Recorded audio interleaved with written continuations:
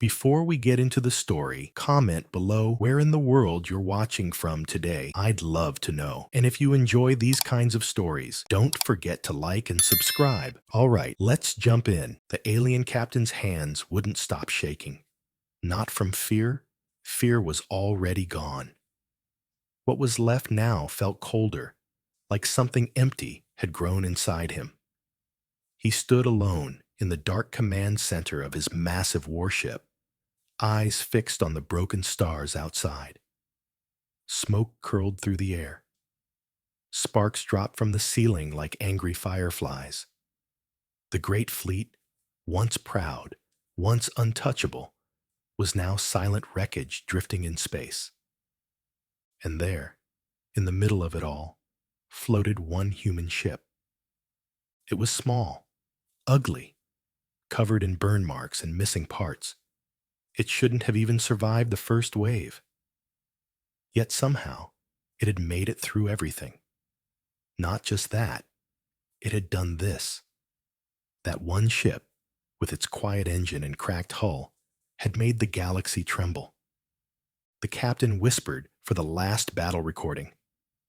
One of the few remaining crew, his scales pale and eyes wide, hesitated. "Sir, you don't want to see it again." "I must." The screen lit up.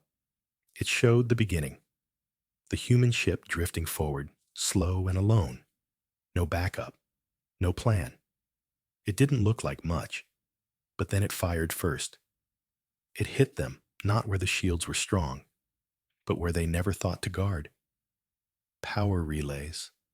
Medical bays. The ship's brain. Every shot was chaos, but somehow, every shot mattered.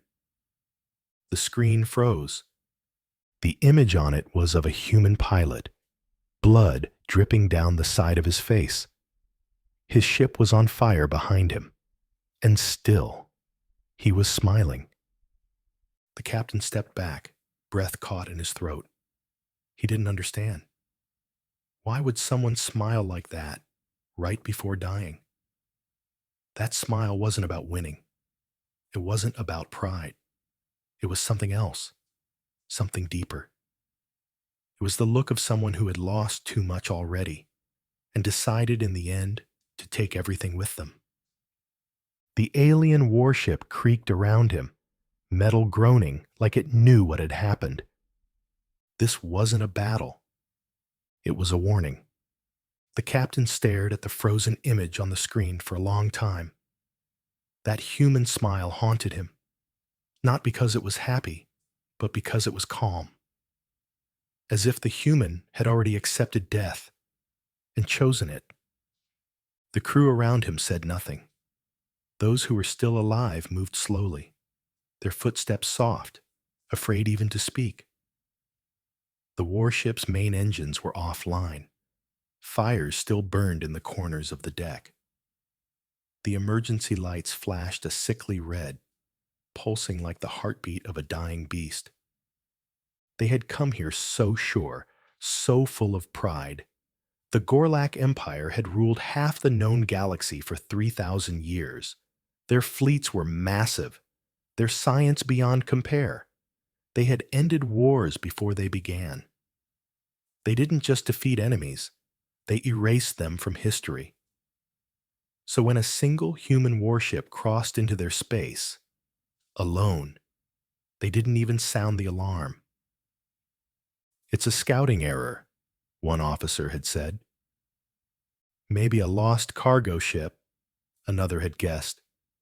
But they were wrong. So wrong. And now, their entire strike fleet, 18 capital ships, 3 dreadnoughts, over 4,000 fighters, was gone. Floating wreckage. The captain, whose name was Drovek, couldn't stop thinking about what this meant. This wasn't about one battle. This was something bigger, something older.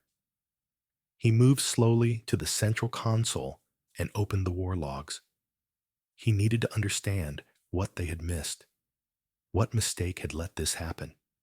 But the logs didn't help. There was no mistake. Everything had gone as planned until the human ship fired. He felt sick. "How many of us are left?" he asked, not looking up. A voice from behind him, weak and choked with smoke, answered. 3 ships, 2 crippled, 1 adrift, less than 200 survivors.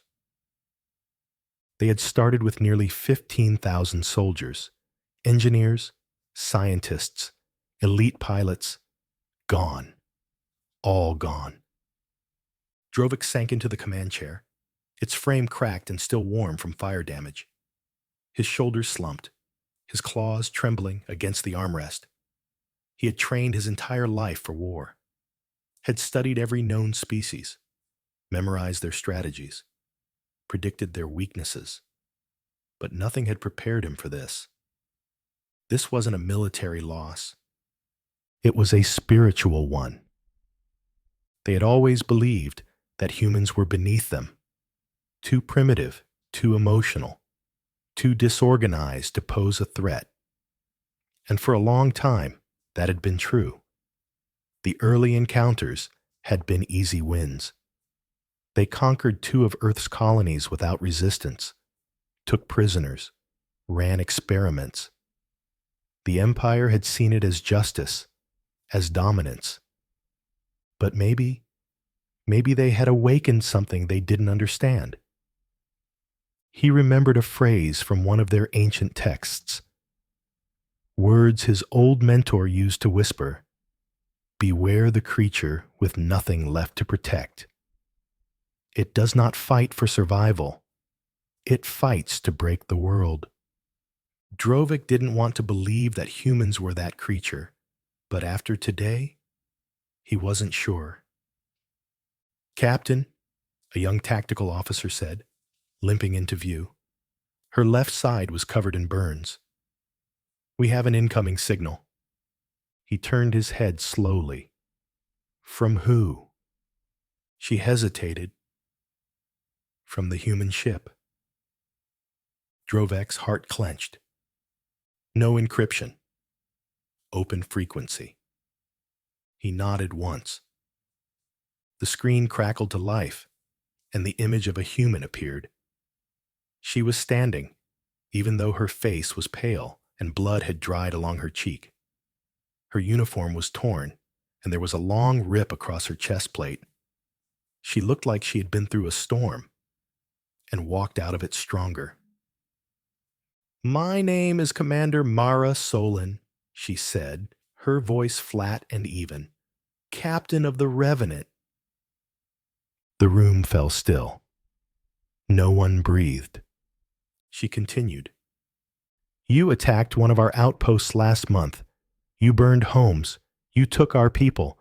We asked for talks. You answered with missiles." She stepped closer to the screen. Her eyes didn't blink. "We told you then. This wasn't over. And now you're looking at the result." She didn't shout. She didn't threaten. Her voice was soft, cold, like ice running through Drovik's bones. "This was not a battle," she said. "This was a message." The screen went dark. That was it. No gloating, no surrender terms, just silence. Captain Drovek stood. He couldn't sit anymore.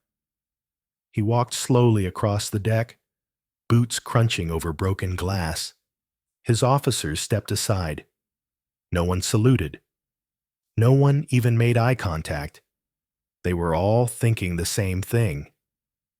This wasn't just about the Revenant. If one ship could do this, just one, what would happen if more came? And they would. That much he knew. Because now the humans were provoked. Before this, the Gorlak Empire had been confident, arrogant. They believed they controlled the galaxy. That power came from fear, from ships, from weapons. But humans didn't fight for power.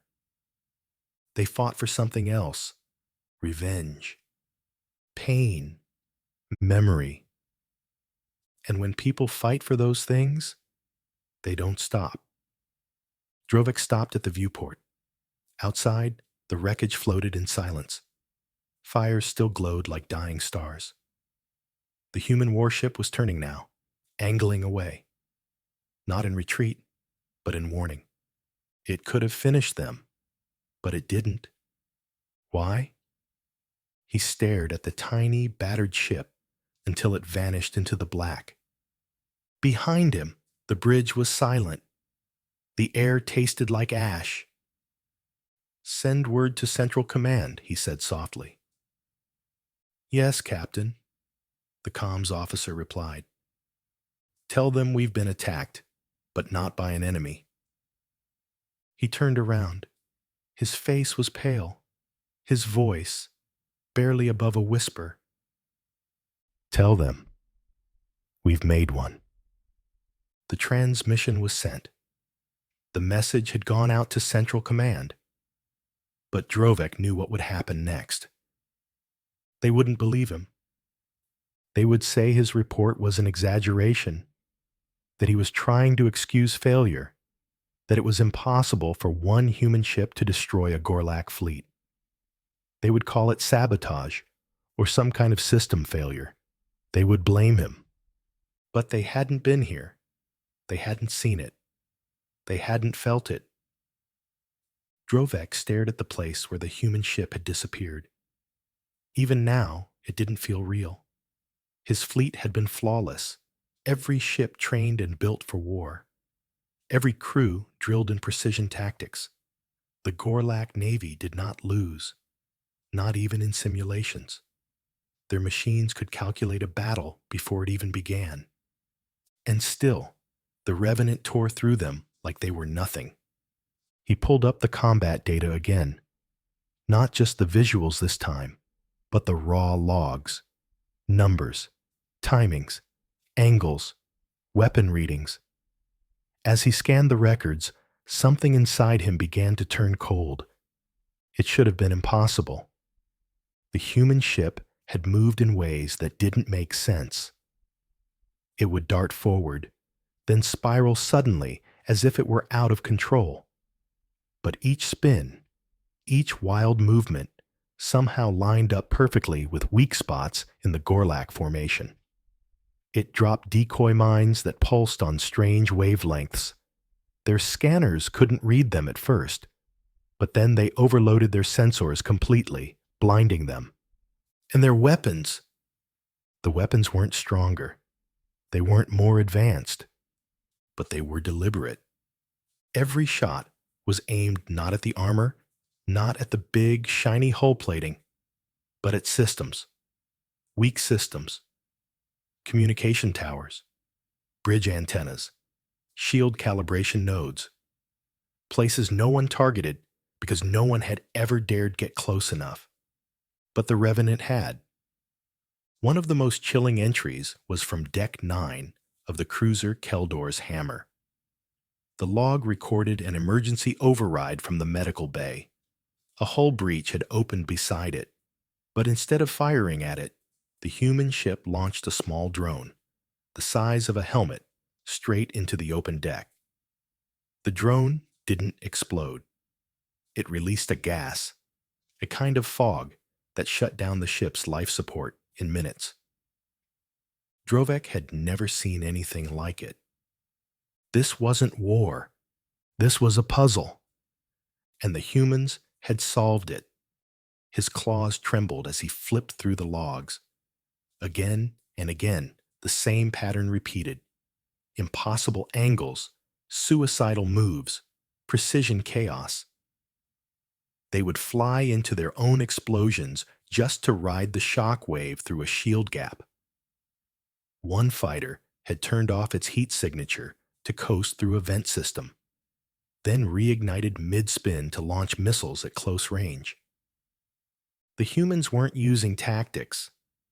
They were using instinct. And that made them dangerous, unpredictable, alive in a way machines could never be. The door behind him slid open with a hiss.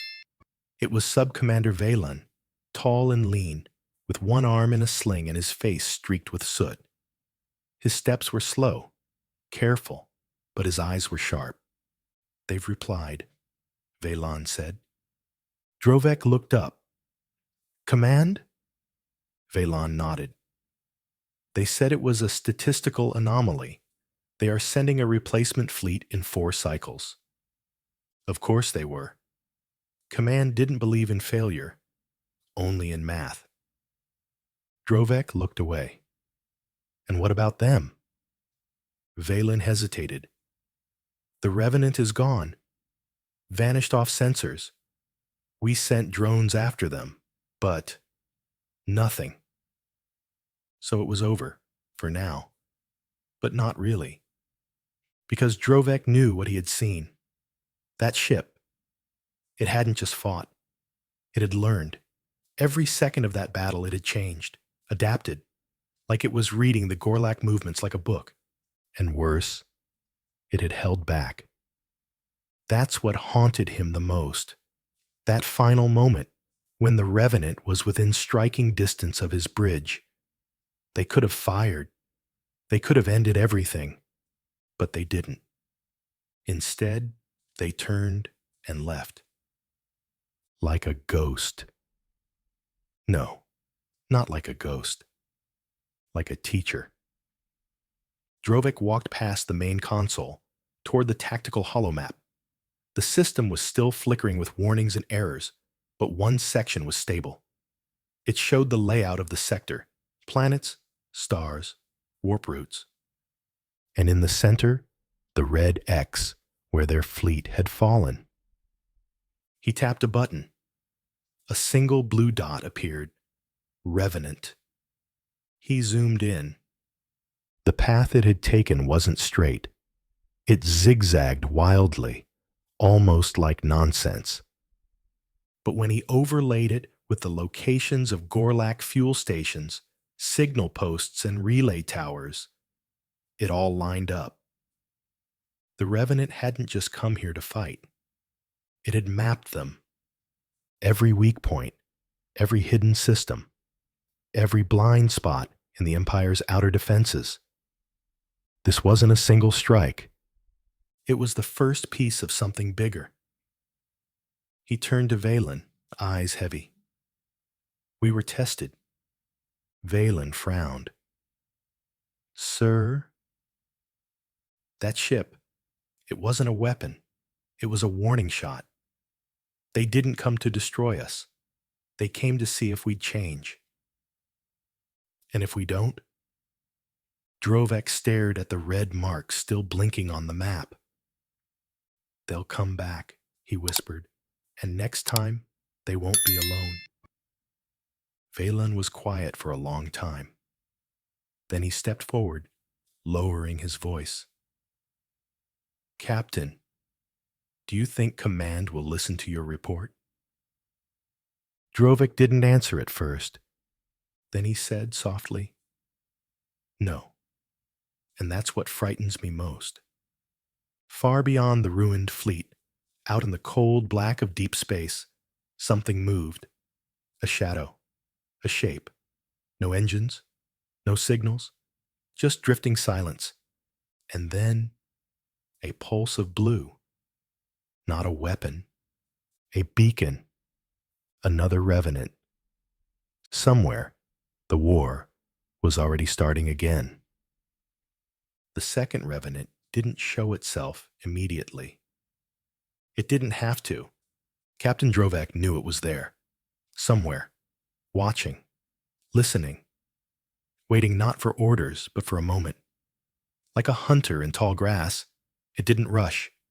It didn't stalk with noise or pride. It moved in silence. That was the part Drovek now feared most. The quiet. The first attack had shattered their fleet. Yes. But it had done something deeper too. It had broken the illusion. The illusion that the Gorlak Empire was untouchable. That they were above pain, above consequences. Now, every flicker in the sensors, every unexplained signal drop, every strange energy reading, it was no longer dismissed as background noise. It was seen for what it could be. Them, the humans. They were no longer invaders. They had become a presence. The cruiser, Ecliptar, barely functioning after the last engagement, drifted through Sector 19, trying to make its way back to a repair station. Its engines sparked. Life support ran at 40%. Only 1/3 of the crew remained alive. Inside the medical bay, Lieutenant Yarn was sitting upright in a cracked diagnostic pod, skin patched with nanogels, one eye covered with a wrap. He was barely conscious, but his hands were clenched tightly. He had seen the Revenant, too. Up close. Too close. He had been aboard one of the perimeter destroyers when the ship passed overhead. He never forgot the sight. That long, dented hull drifting without sound, its weapons already cold. He had stared at it through the viewport, while half his crew screamed around him, engines failing, the bridge collapsing. It never fired. And that was the most terrifying part. They looked at us. He whispered hoarsely to the medic tending to him. We were finished. They knew it, and they just left. The medic said nothing. He had heard the same thing from 3 different survivors. The humans weren't just winning. They were choosing who to destroy and who to let live. Captain Drovek sat at the head of a fractured command table aboard the crippled capital ship Voron's Spine. The temporary war council had convened. What was left of it?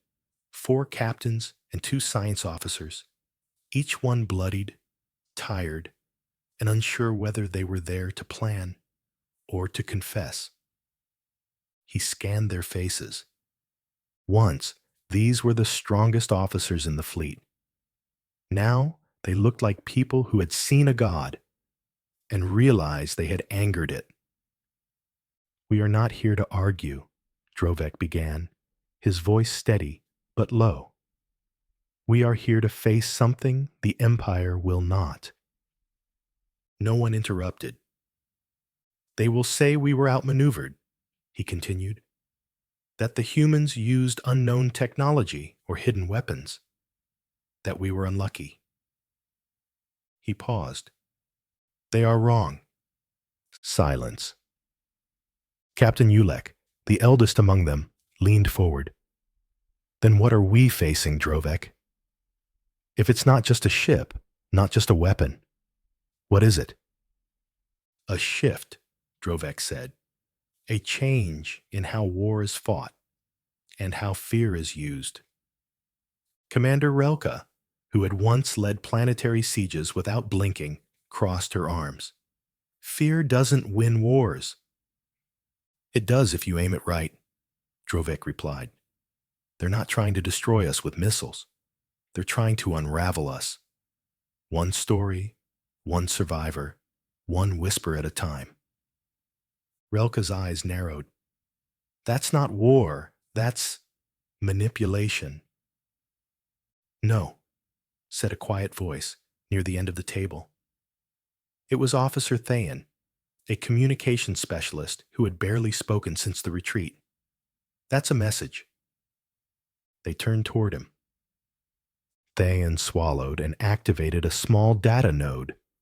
A recording played, short, broken, fuzzy with static.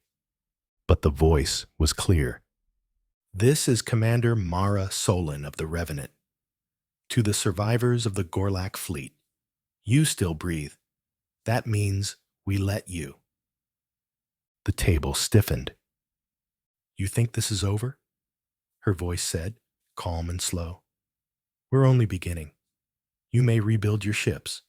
You may lie to your people, but you will never forget what we showed you. The recording cut off. Relka stood abruptly. This was intercepted. Thayan nodded. Wide broadcast. Open frequency. No encryption. Drovek leaned forward. They want us to hear it, not just the fleet. The Empire, civilians, commanders, everyone. And what are they trying to do? Ulek asked. Make us doubt, Drovek said. Not just them, ourselves. For a moment, nobody moved. Then slowly, Ulik reached into his jacket and pulled out a data crystal. He set it on the table. What is that? Relka asked. Ulek's face was grim. Logs. From Veltrin Colony, 3 months ago. Human resistance fighters destroyed an outpost. We thought it was a riot. Drovek picked up the crystal. Why didn't you report this? I did, Ulek said. They buried it, like everything else. The lights flickered. Somewhere deep in the hull, something groaned. Drovek knew then. They were standing on broken ground, not just physically, but ideologically.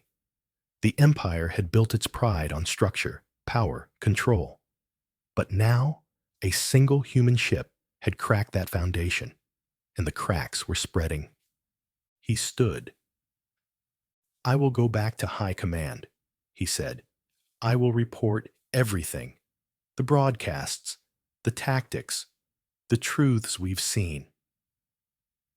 You think they'll listen this time? Relka asked.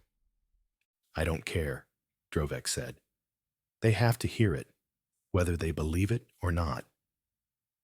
And if they ignore it? Thayan asked. Then they'll burn, he said simply, and we'll burn with them. Suddenly, the ship's alert system blared. A low, strange tone they hadn't heard before. Not an attack warning. Not a reactor breach. An incoming signal. It flashed across every console, every screen, not from a Gorlak channel, from the humans. Another message. The message took only seconds to arrive, but its weight landed like a comet. The low alert tone stopped. Lights dimmed across the bridge. Every functioning screen turned black. And then, without transition, a face appeared. It was her again. Commander Mara Solon. The same human who had destroyed their fleet. The same human who had looked into their command decks through a screen and spoken not like a soldier, but like a storm about to strike. She didn't speak immediately. She stood in silence, behind her a quiet room. No war map.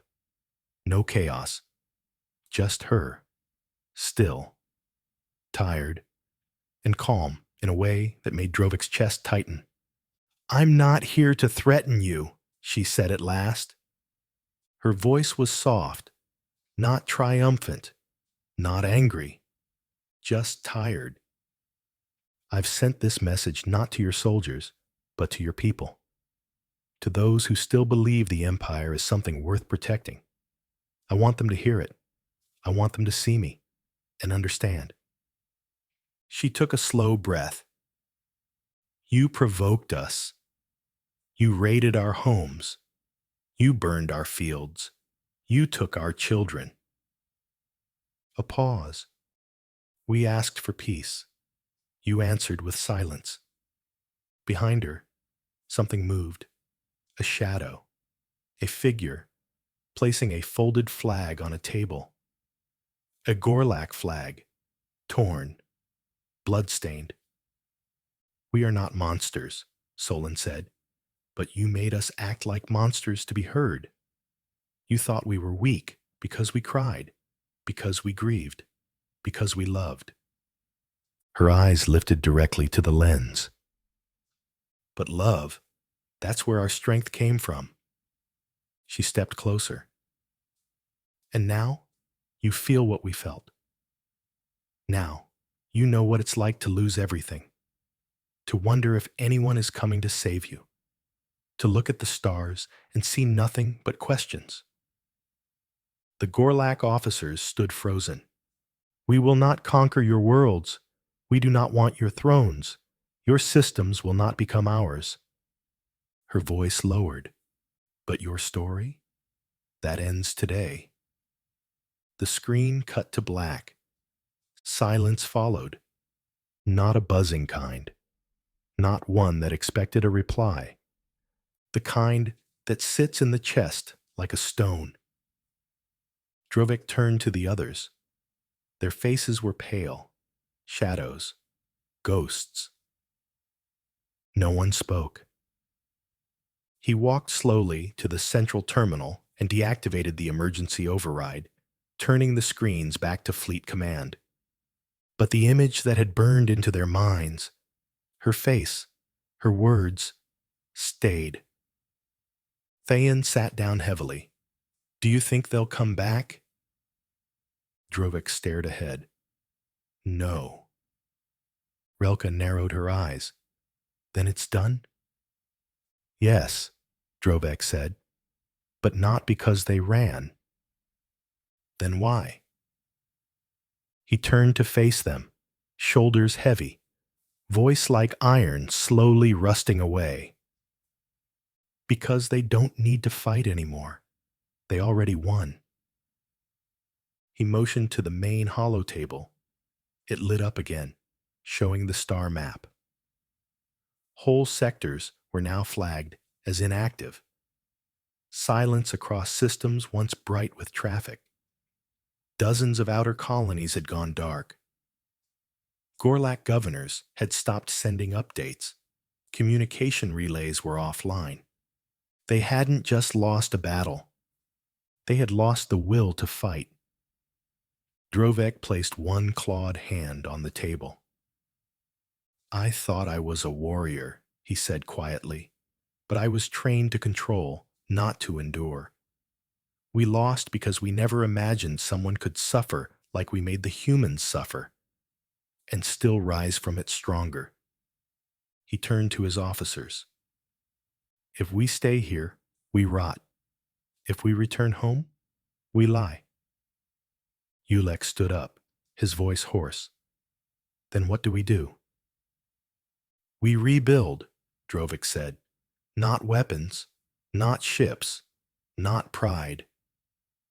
He stepped toward the viewport, watching the stars shift around their broken ship. We rebuild ourselves. 3 weeks later, a small Gorlak freighter approached a neutral space station. Its transponder code was flagged as obsolete from a faction considered lost. Inside were 10 survivors, not soldiers, witnesses. They brought no weapons, no demands, only recordings, testimonies, logs of the battle, the broadcasts. One of them, the youngest, handed the station's administrator a small data crystal. She said, "You should hear their story." And far, far away, on a green and quiet world scarred by war but blooming again, Commander Mara Solon stood alone beneath a sky she once thought she'd never see again. She watched the clouds move, the wind touching the grass. A voice called from behind. They say the Gorlak have stopped fighting. She didn't turn around. They say they're listening now. Mara closed her eyes, breathing in the silence. Good, she said softly. Let them listen.